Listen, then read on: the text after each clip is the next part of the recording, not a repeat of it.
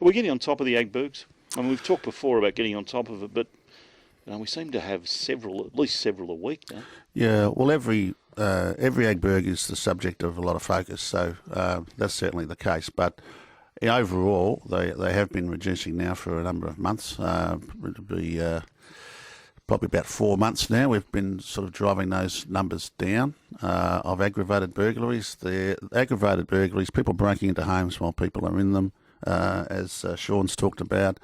Carjackings, they're crimes that really rattle community because they're crimes that could affect anybody going about their daily business, and they're quite frightening crimes. So they've been the subject of a lot of investigative work by our people, and frontline response work has been focused on that, and we are driving those numbers down. We've certainly caused some shifts in offending because whilst we're seeing less of the aggravated burglaries, we now see a shift towards wanting to steal cigarettes, and so we're seeing more robberies on supermarkets, 7-Elevens, service stations, really targeting cigarettes. So they might be swinging away from the aggravated burglars in the cars towards cigarettes. They are, yeah. That's currently what we're seeing. You won't see that in the stats for a while. The stats, crime stats, are well back.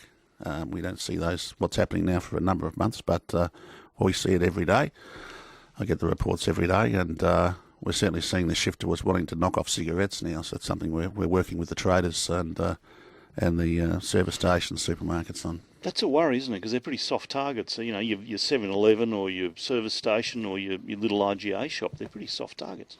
Yeah, they're targets that are often open at late hours too. That are all through, often 24 hours. Those sorts of places are open. So what we're trying to do is really try and get ahead of that as much as we can as well. But certainly the aggravated burglaries, we're getting that shift away from that now, which has been rightly frightening a lot of people. So is it the same youth criminals that are doing the cigarettes? Exactly the same, yeah.